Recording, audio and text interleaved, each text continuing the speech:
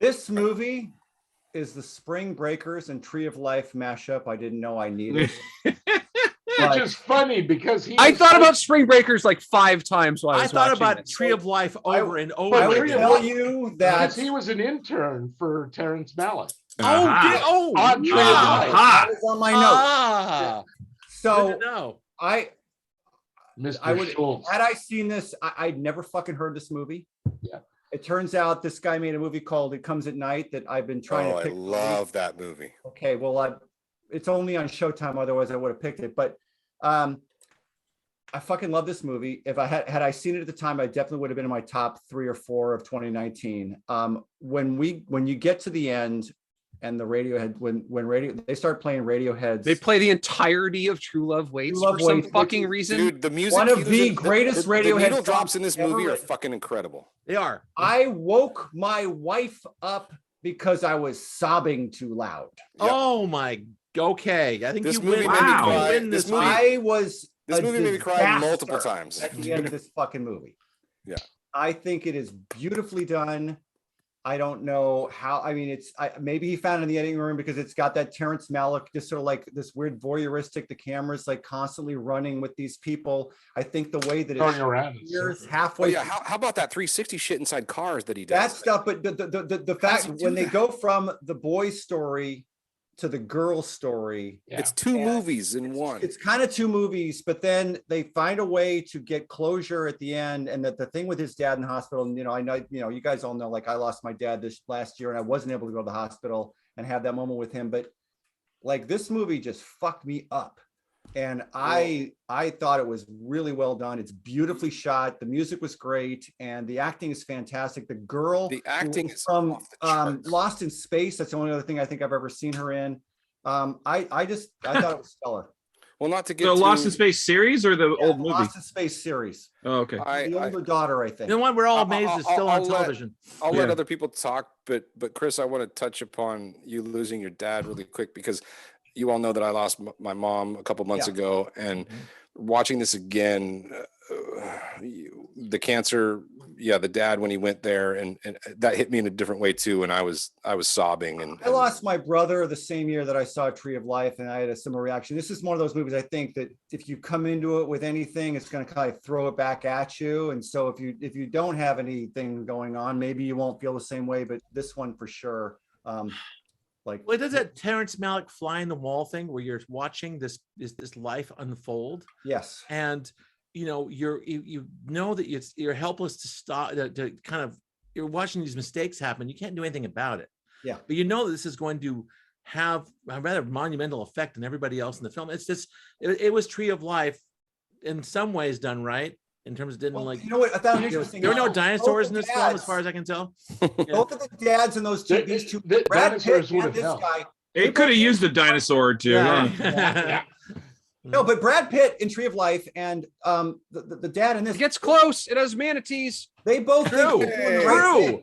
That's true. They're fucking mammals. And the sea cows or whatever those were. These dads are both trying to be the best dads they know how to be in that moment. And they were doing the right thing.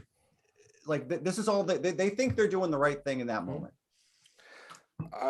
Well, we can open it up, but I mean, we've touched a little bit. I think the performances in this are just off the charts. Incredible. But we talked about like Sterling, whatever his name, the dad. Sterling K. Brown. Holy shit. Anyway. Yeah, he thinks he's trying. Like he seems so young for acting like an old fart to me. Also, this has got that wonderful effect where you're following the son, right? I can't remember his name, but Tyler, yeah. And you're watching him just basically spin out. This is always, he's got his life at the end of a string, and then he injures himself, and then his girlfriend's pregnant, and nothing goes his way, and it's almost beyond his control. And things get worse and worse until he finally comes to his denouement, right? At the end. But then the film's only half over. Right. And then where do you go? And it picks up this beautiful thread. Well, you send him off to prison. I know. That's the thing. That's the thing is like I watched this film in the theater knowing him. No, but the thing is, it's like a full reset almost. If you know nothing about this movie going in, I knew nothing about this film. It's the best experience because I knew nothing either. And you're exactly right, Scott. When his trajectory came to like the courtroom and you're like, what the fuck is going on? And then they pivot to the sister. I was like, oh, this is special. This is something. Yeah, it is. It is. It was really a neat choice. You know what I mean? It was. It was. They weren't again, gonna it's try to not for like everyone. spring It's them or not for something. everyone. They just went ahead and talked about how this preamble affects how she is going to love and how she's going to take life. Absolutely. And it was just so wonderful. Yeah. You could hardly call it a preamble. It's half the movie. I know, but the thing is, No, it was he's a talking setup about the for the setup. second It's a half of the setup. film. Yeah. Yeah. It does set up the second half of the film, absolutely. And Yeah. I thought that was one of the most effective things in it, is the way that she was clearly, like the whole family, trying to cope with this incredibly tragic thing that had happened to them. Yeah. With an asshole of a brother. Because of her asshole brother. I'm very surprised it didn't change schools. That's kind of surprised me. Yeah. It's Florida. They're used to this shit. Okay, there you go. Florida man fights. But yeah, I thought that was one of the most effective things. I liked the second half of the movie better than the first, and that was partly because of her and her performance, and the way the film handled sort of these flashbacks, where she is more sympathetic than he was. More sympathetic for sure. And it was handled well, showing these flashbacks to the room, the way they had that Jack and Jill bathroom, and it would just pan over to the door that she knew that was her brother's room on the other side. And just when she was thinking about her brother, they just showed the bathroom door. Well, every time they would come through her window and come back. Yeah. Pan over, well, I know I just have a younger sister, and the thing is that with that dynamic between the brother and sister in that is just, it just felt completely natural. It was just so well expressed.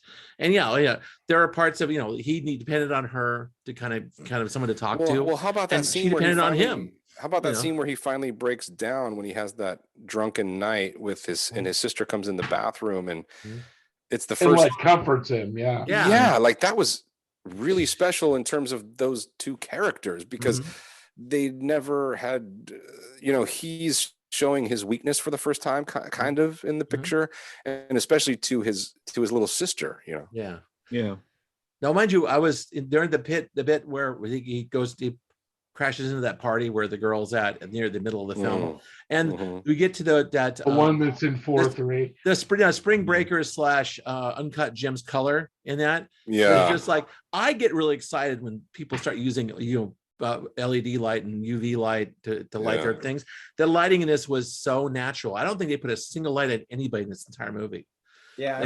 How about when they were, and this is probably what pixel vision. This is what Chris was probably mentioning. Like, how about when they're in the sea though, and the camera is doing that? I'm out of the water, I'm in the water, and her nails are on his head, and they're glowing. They're just glowing. I was trying to figure that out. It was wonderful. At first, I was like, "What is that?" Oh, it's her fingernails. It's her fingernails. Because it's the same color as the setting sun, isn't it? Yeah, it is. Well, that's the thing. That's beautiful. And I think that's why I think like the colorist in this movie was just having a ball. Like, I think the colorist is like, oh yeah. I think okay. This is probably time for me to say I feel like this movie was a little bit up its own ass on that regard, in that the camera work and the lighting and the color grading, it drew too much attention to itself for me. I'm seconding that, John. I am seconding that camera going around in circles. It was like, stop. There were no scenes in this film where the film was not drawing attention to itself. There's none. Absolutely. Yeah. I think the story is quite meager, and it actually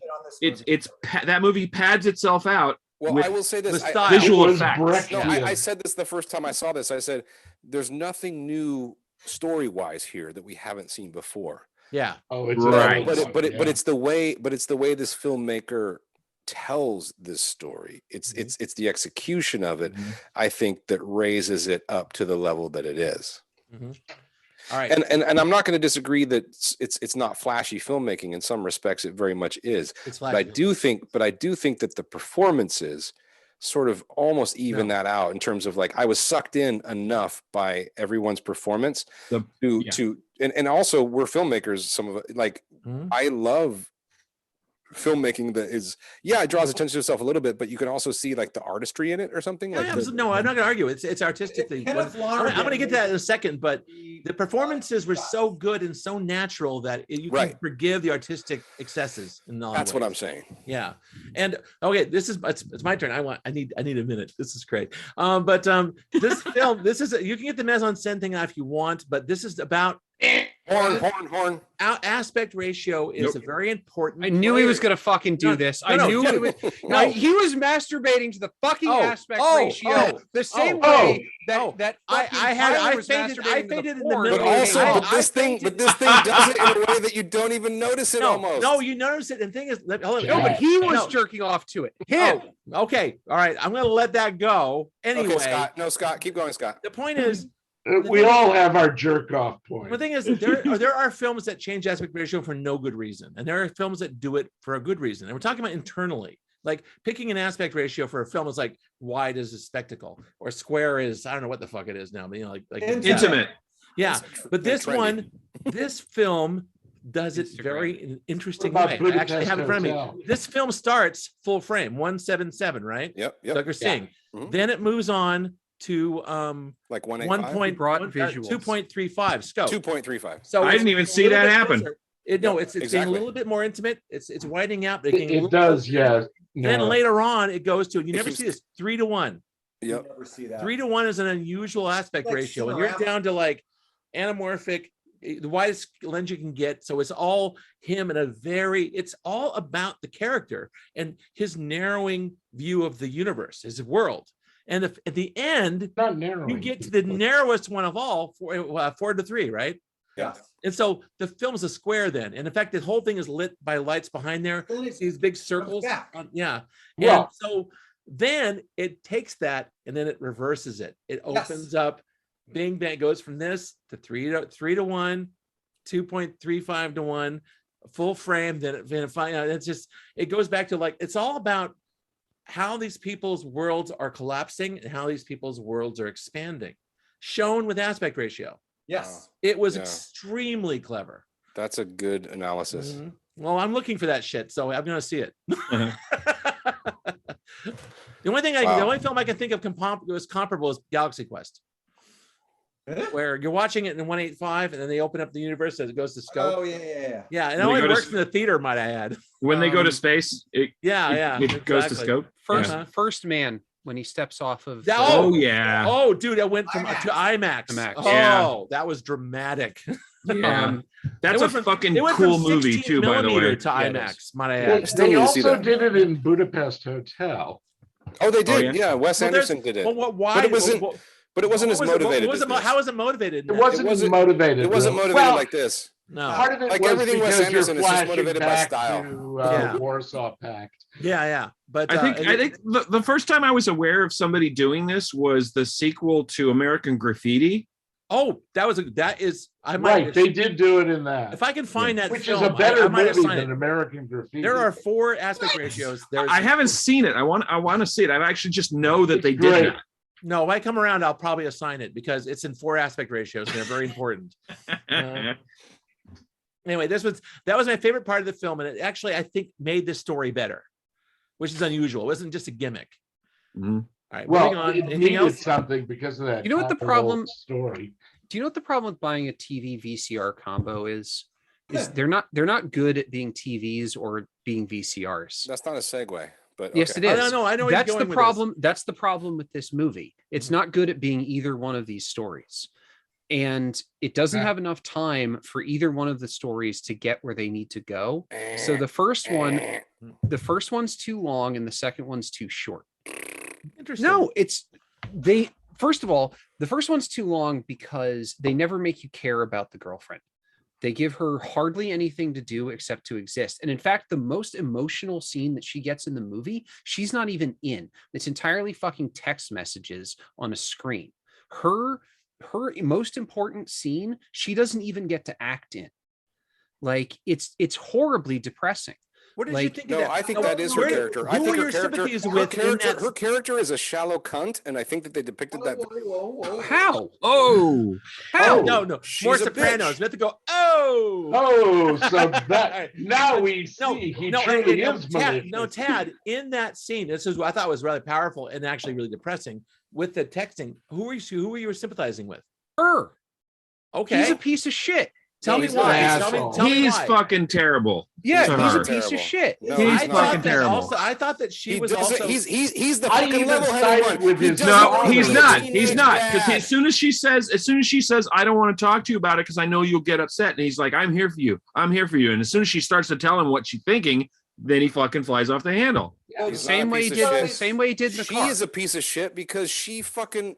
No one wants to be a teenage fucking parent. Come on, are you But fucking don't crazy? you guys think that? Well, then don't fuck people without wearing a condom. Hold There on. you go. Also, That's what we were saying at our house, Jim. The whole thing about Again. pro-choice. The whole thing about pro-choice is that it's pro-choice. Yeah. She's making the choice in this situation that she wants to keep the kid. Right. Well, it is her He- body, so it's keep her the fucking body. kid. It's absolutely her That choice. whole scene is more an indictment on how couples communicate in the 21st century. Yeah. But don't I also how wanna men- say- I don't, no, I that don't was- like. I for don't me, like how that men was what have a that choice scene in was this. I about. just don't like that. that's the world, though. No, Like- it's just like Yeah, we how all many just times fucking do you accept see that that. in a movie but like it's this? It's not fair. That's not equality. That's not fucking equality. My body, my fucking choice. Yeah, okay, but Well, what it about? is. Yeah, but her that's choice. not equality. I But think she there's has to something- live with her consequences, just like We've he moved has to beyond. live with We've his. moved beyond the scope of this film here. another thing is The- also I think that the idea, the point is that this film was examining teenage thought processes and teenage Oh, life. because that hasn't been done. I know it. No, it's been done a lot. The thing is, it hasn't changed that much. Yeah. Teenagers don't think things through. Teenagers Right, make but these the bad decisions. communication And is- this film really is very honest. No, they're not trying to make these guys saints, not trying to make them evil, just showing that these kids are not complete adults yet. You know what I The mean? only reason Huh? reason I agree with what Chris is saying in this situation is simply for the fact that if it wasn't a movie that was set in 2018 where they were having this argument via text message, then the two of them would be having the argument face to face or at least on the phone with one another, Correct. so you could hear her voice. Correct. phone. Right. Like Correct. the problem with that scene is that again it does not give me any sympathy for her character any more than what I can intuit out of what's being shown on screen. But in this day and age, Also, I want to say something else too about it stylistically, which is that I think sitting there and watching it on the phone screen sucked. Like Jared has made a movie, a short film that he made himself that did a better job of showing text message conversations than this movie did with the fucking Well- budget and like Or the actually I the lack of appreciate text. It's actually about the lack of text messaging. But yes, I see your points. no, I appreciate that compliment, but I will say that like it's sort of indicative though of the modern times in terms of how people communicate. Can you not say that? yeah, No, but that's okay, true. but hold on. So I want to carry this forward because I have sort of a point that I'm making here. Okay. go When ahead. we get to the second half of the film, when we get to her story, Right. there is technology usage in the way that people interact with each other in the real world that I think is done really, really, really, really well. The whole scene where she is looking at those photos on Instagram and she's scrolling the comments on Instagram. I paused the movie to read every one of the comments that was put onto those photos. And all of those are incredibly realistic things that people would say in this situation. All of Oh yeah, I like, remember there's- that. There's one where one of the girls commenting on her photo is like, they opened a new Taco Bell on the other side of town and it made me think of you. Yeah. Like, Well, that might be that- one of the reasons why you liked my movie, because every comment that was posted on the screen was a real comment that someone left on my fake. I said, I'm going to make a fake relationship status before I made the movie, and everyone can please leave a comment about Yeah. it. And those were the really included in my movie. Every single one was a real thing that someone said. and then she's Instagram stalking him when she's waiting for their date. Right. And then she tells him that. And then he tells her that he tried to do that to her, but she doesn't have an Instagram. Yeah. And that's when you have that really great scene between the two of them where she's like, you know who my brother is, right? And he's Right. like, He says, yeah. of course. Well, So yeah, what? of course. That was one of my favorite scenes in the whole movie. I mean, Yeah. when Lucas Hedges comes into this movie and he's so He's so shy, awkward and shy. Yeah, it's charming. It's really nice. And also there's a lot of sunshine. And after all these red and blue lights and really all the hard edges colorated- and artificiality in the first half of the film. Yes, it was like a breath of fresh air just to see people walking around in the sun. Swamp and the manatees and all the nature around I them. loved the back half of this film incredibly well. Yeah. One of the reasons I'm upset at the first half of this film is I feel like it robbed me of more of the back half of this film. like I wanted more of that story. I enjoyed them so much. But maybe you wouldn't appreciate that second half as much if you didn't have that first half. But I think they could have shortened that. It might be a proportion thing, huh, right? Tad? I think they could have shortened the first half. It always comes down to like. No, I want them to take. It's a balance. It's a balance. I want them to take half an hour from the first half of the movie and give it to the second half. Yeah. No, same length is fine. I just want more of the second balance. And you can do that. And I think that there's something magical about the way this guy's camera moves around and the way he depicts. I was in on the whole first half, like hook, line, and sinker in terms of just the acting and the story and the camera work, and then they do that switcheroo with the protagonist, and I just thought it was fucking astounding. Then I wish it was 3 hours long so that we had an hour and a half of both characters. Like I just wanted more of her and him. Like that's what I wanted out of this. And how about her scene with her dad? She is more sympathetic. No, running the long view. Scene with her with her dad fishing was a blessed relief, because at least they were talking to each other. That's when the dad really came out. Yeah, and he it was great because he said, I shouldn't be putting this on you. But fathers and sons versus. The thing is, he was having a moment. Right. He was like, "Oh my God, I'm so conflicted about my son and all," and then she talks past him about something else. Yeah, you know what I mean. But it was such the sympathy was like scene, a brief moment. The rest was her talking about her stuff. It was weird. But I went back to that scene because I thought it was sort of like a master class in acting. Mm-hmm.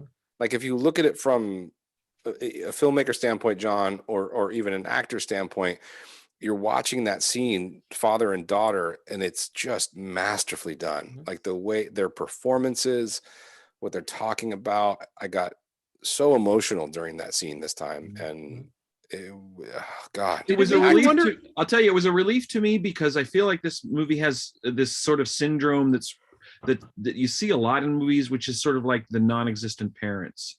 It was like, why there's so many scenes where the kids have so much agency and they're off doing shit, and the parents have it's like they don't exist. I know the trope you're talking about, and I think this movie defies that. And I especially loved. I mean, it does not defy it, because she goes off on a multi-day road trip with Lucas Hedges, or Luke in the character is his character name, and she could have perfectly well told her parents, "I'm going because my boyfriend's parents dad is dying, and I'm going on this road trip," and she didn't tell them. She didn't. She had no reason not to tell them where she was going. Right. I think you're right. I don't know why she didn't just tell them the truth there. But they also bugged the fuck out of me. But they also answered that in texts. Teenagers lie because they lie. Yeah. She didn't have any reason to lie. But kids lie all the time. She's establishing her way in the world. That's what she was doing. she was making her own. I think that, like, path. Do you guys remember the scene? Like one of my favorite moments was, when he's gotten drunk in his bedroom and he comes downstairs and he steals the keys to his dad's truck and he's going to leave, and the mom is like, "You've been drinking, you're not fucking leaving this house." And then the father gets involved, and when Tyler finally, like, "Fuck you, you're not my fucking real mom," and "Fuck you, motherfucker," to his dad, and pushes it, like, that whole scene, to me, my heart, I was on the edge, my heart was just pumping, racing. I'm on the edge of my seat. And when I saw Tyler finally, like, be, like, his dad has been fucking horrible to him, just horrible this whole fucking time, but with good intentions. I know his heart's in the right place, but he's so overbearing. And this kid fucking says, "Bring it, motherfucker, come step to me, come fucking fight me right now." And he pushes him. I said, "Oh my God," like, this movie, like, I just was so enraptured in those characters in this scene, and I thought it was brilliant. I thought the film is making a point about two different things. One is the daughter was kind of left to her own devices in the first half of the film. You know, that Mhm. the dad was focused mostly on Tyler, just Even like admits you, that. the thing Yeah. is, yeah, The he does. mom and the mom brings it up. The thing is, Mhm. because of that, Yes, she does. she came out of this a relatively healthy person. And so that makes it a statement about not overly controlling your kids. Let them find agency and autonomy in some ways. And also, one thing I loved about this film, and this is something that just at the end is like really just really one of these, was it was set in Florida, an African American family, very wealthy, not well off, big mansion, well off. and it was never race was never ever an issue in this film. Accepted the abortion clip. Yeah. She called Yeah. it That was yeah. very, Right. very brief. And the thing is, they were talking about abortion, pro-abortion, anti-abortion people being assholes. Now you can't get around that. There's also some racism in some of the comments on the photo of her and him. Yeah, that's true. But then it didn't too much affect the trajectory of the plot. Those look But I at like that Scott. because maybe you know, come on, I want an America that's past all this shit. You know what I mean? I Look want at- Good luck on that. Scott. There- I there's want so it. many- I'm thinking what I look want. at Have you the met moments, America? the moments behind. Yeah, Look at, I'm down on America, Chris. behind Scott, those moments where father son workout time or whatever Mhm. just had me on edge. Even those, like, it was Wow. so, because of their relationship was so. I wanted a Little side too- story about little the too tightly coach. wound. Little too tightly wound. Yeah, it was so. It Bill was, Wise. I love Basically, seeing Bill Ernie Wise and stuff. Malley there. I never knew if that father was going to praise him or condemn him. Yeah. Like, at any given moment. Well, neither did Tyler. Yeah, Right, that's the thing. right, That's the problem. right. And that's why those scenes, like behind Scott, like the Yeah, workout change scenes it. were so, even those were so interesting to me, because I'm like, is he going to call him like a little bitch and slap him and beat him up? Or is he going to say, good job, you fucking pressed 200? Or, you know, I don't know. I didn't know. Except that's the dynamic between males, Well, you're the dad. fathers and part of sons. the- You know what? right? You're the dad here, Jared. You must think about this stuff a lot. You know what I'm saying? Oh, yeah. I've said more than once that I'm just waiting for the moment where my son tries to fight me in real life. Yeah. And I will We're fucking all waiting annihilate. for that Oedipus. And I My father had. I will kick his fucking ass from here to fucking Thursday, dude. Yeah, I know. Just like what's his name did. My Oh wait, he pushed him. My dad I'll had arm a wrestle him. I'll arm wrestle him on the table just like this. Yeah. No, my dad had an abusive father. In fact, when he didn't mow the lawn one day, he came home. My dad's dad decked him, just knocked him out cold. And my dad was somebody said he was waiting to get bigger than him so he could beat the crap out of his father, and he died. And this is back in the 50s, right? But it's so you know, this dynamic. Okay, father I'm and son joking. thing. I'm joking. Listen, I'm not Uh-huh. abusive, but I do think that. I mean, I didn't. The weird thing about my case is I didn't have a dad growing up. So this is not only my first rodeo being a father, but I didn't have a father. So I have no idea what to expect. But I just do know that when I was like 17, I had one brief like rebel streak, you know, that we all sort of do. And I just don't know what my son's is going to be like. Oh, he'll mess you. Don't worry. He's going to mess you up good. Don't worry. Yeah. Have we had a Jim's Corner yet? We have not. Did you finish it, Jim? He didn't like this picture, I think. I found it to be not. Oh, how do I say this? Not your taste. No, it was to my taste, but it was just that there was nothing new in it. There were no new insights, at least in the 3/4 of the film I saw. I didn't catch the last part of it, but That's the best definitely part. all the stuff with the guy and his dad, it was just like, okay, yeah, I don't care if you're, you know. I actually was sort of into wrestling at one point in high school. Wow. And got into the whole homoeroticism of it, I think. But, bold admission. and it is. You're like sweating on top of each other and like That does come up in this film. it does. Uh, There's definitely something there, but you know, it's just like I didn't see anything new.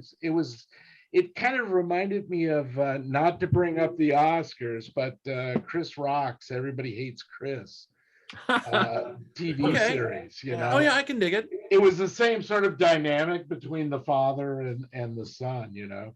except the son does try and. I never saw that show, but I've heard of it. Yeah.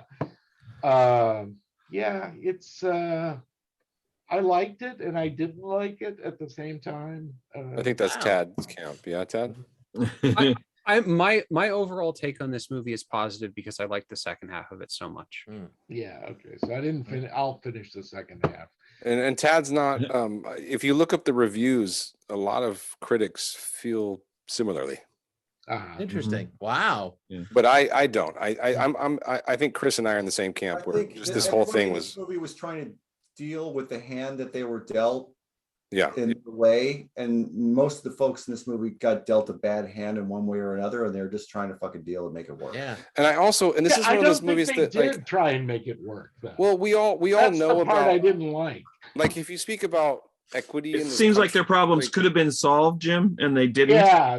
How would you solve this? How would you solve Tyler's problems? He was fucked. How about He had shitty reactions to the things that happened to him. Putting him in prison. He's a teenager. Well, Do you remember that scene where? Hold on, So Tyler obviously does data entry for his father's law firm that his mother manages. Yeah. And there's that scene where he's entering shit in the computer and the dad comes in and they have this little discussion. Yeah. And I remember, we've all been, again, like Jim is right. Like there's nothing like, and I said this from the start, story wise, there's not a lot new here. It's just, I think it's the way it's executed is what's special. And, but I remember thinking about the father's words, and we've all, this is even more relevant now than at least in sort of the zeitgeist of our culture, where he's talking about, he doesn't say it, but he's talking about being black in America. He doesn't say it explicitly, but he says, we have to work 10 times fucking harder. Oh yeah. Right. We have to fucking, he's like, I know I'm hard on you. I don't want to be, I have to be. Yeah. Right. And I love, and when Tyler is almost in tears, right? Looking at him. This acting is spectacular.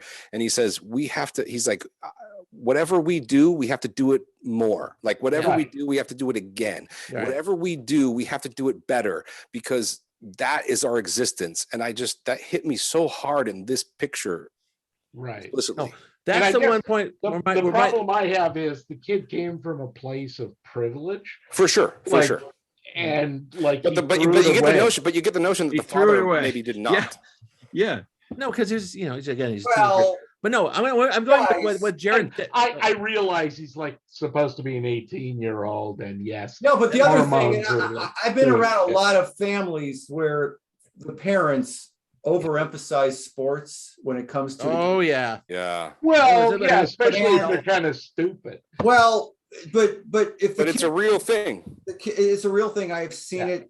I've seen the byproduct of this on many people I know, where it's like they overemphasize sports. The kids grow up thinking they're going to be some kind of sports hero, and that's just really not the way the world works 99% of the time. This kid was clearly like physical, being a physical person, being an athlete, was clearly pushed hard by dad, and so when he injures himself, that's basically cutting him to his fucking foundation, right? Now, mind you, did you see Friday Night Lights? So much so that he doesn't tell them. Yeah, well, Friday Night Lights. So, the Bobby Miles subplot in Friday Night Lights, the same thing. He injured himself. He's had all these offers from universities, and it all went away. And so, it's people tie themselves too much into athletic competition. I'm not using that as an excuse to defend Tyler's behavior, but I could totally understand at the point of the movie where, that's going to fuck you where you live and cause you to react poorly. Yes. And so you get you're that. You're letting everybody, he's letting everybody down. His family, the school, everybody. Well, how about when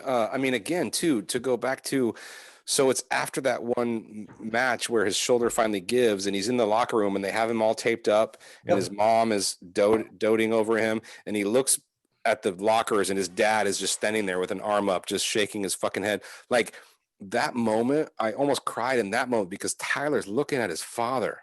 Yeah. And he knows, I disappointed you. Not good. Disappointed you. And that fucking punched me in the gut. Oh, yeah. It's good stuff. Like I said, it's not an excuse for his behavior, but it helped me understand a little bit. Yeah. Well. Anyway, I love this movie. I thought that was great. All right. Well, look at behind Chris. Just the bicycling. This movie is so beautifully. I love the note that they ended on.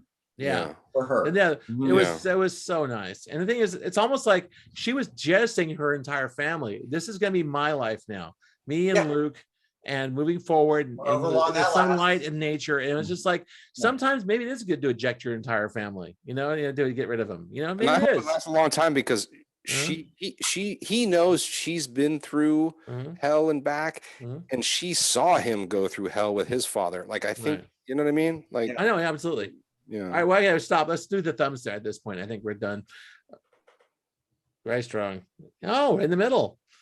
And again, I'm right back to the fact that the aspect ratio did such a great job in this film. Yay! Aspect ratio. R-A-R. Well, I didn't. Loved it. Scott. I was so happy watching this movie.